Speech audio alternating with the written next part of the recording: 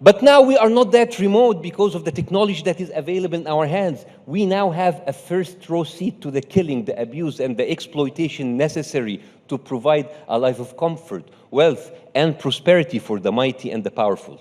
So now, we as humans need even better justification, more effective distractions, and more bullshit reasoning so we don't feel bad about ourselves. Now, we need a better constructed reality to make us feel okay with all of this, an alternative reality, or in layman terms, propaganda.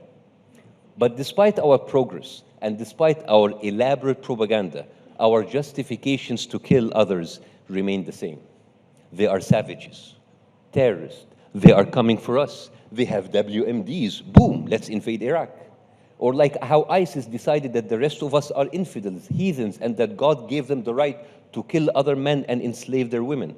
Or when Israelis feeling that because they were God-chosen people, they can kill others that God didn't choose. Here is the thing with propaganda. You cannot refute propaganda with just facts and truth.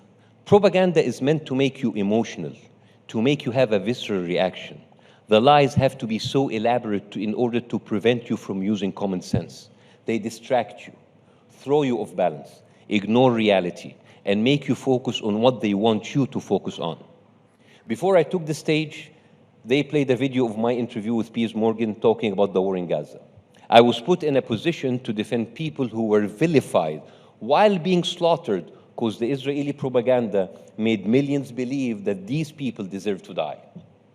They did it through lies, propaganda, twisting facts, and emotional blackmail.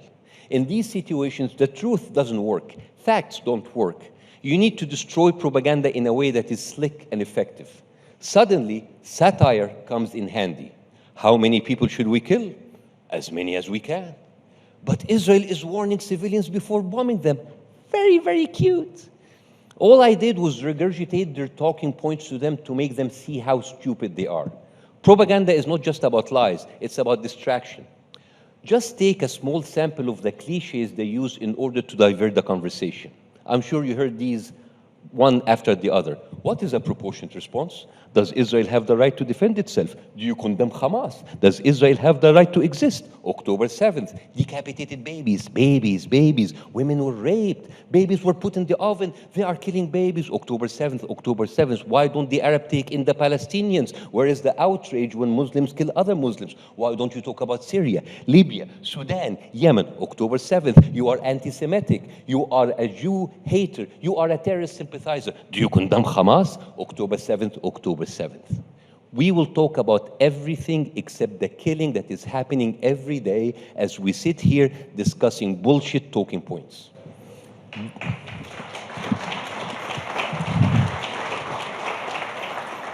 This style of distraction is inspired by a very old debating trick called gish galloping. Gish galloping is a way where one side throws distraction, lies, and half-truth at you in order to confuse you, distract you away from the real issues. We have seen this on display every day since the war started. History only started on October 7th. We are not allowed to talk about what came before. You criticize Israel, you want ceasefire, you hate the Jews. What about the decapitated babies? So now they shut down the conversation. They turn it emotional, visceral, but I don't blame them. They do what other countries do. They lie. They lie and they lie and they lie and they lie. And when you think they are done, they go like DJ Khaled, another one. No, I don't blame them. I blame the Western media, the same media that gave us lectures and history lessons about transparency, honesty, journalistic integrity, and holding people accountable. The decapitated babies, the gang rape stories, the babies in ovens, these were lies that have been refuted by the Israeli media themselves. None of the Western media outlets retracted any of those stories with the proper apologies. Hours, no, days. Days were dedicated to the most obscene, outlandish stories, and no one said, sorry guys, we messed up. The Israeli media talked extensively about the Hannibal Directive and how a huge portion of Israeli civilians were killed by not-so-friendly fire. CNN, BBC, nothing. They were busy publishing headlines like 15 people were killed in Gaza. Killed by who? We don't know. How are they killed? We don't know. They have been doing this forever. One of my favorite headlines by the New York Times is from 2014, when Israel fired a missile killing 5 people in a coffee shop in Gaza. And the headline came as, "Missile finds patrons at cafe." How did it find them? We don't know. What would have happened if it never found them? We have no idea. Or when the Wall Street Journal, just a few weeks ago in October, published this headlines: "Blast goes off at Orthodox Church in Gaza." Yes, there was a miracle blast that miraculously happened. You don't believe in miracles? Come on, it actually happened in a church. Miracles do happen. The Western media that has been lecturing us about the dangers of using religion and Holy Scripture to justify political actions and launching wars, those same people have no problem talking about the historical claims of the chosen people and their indisputable right in the promised land. Really, chosen people. Chosen by whom? Promised. Promised by whom? God? Your God? My God? Whose God? We don't know. It is funny how the West uses religion as it pleases.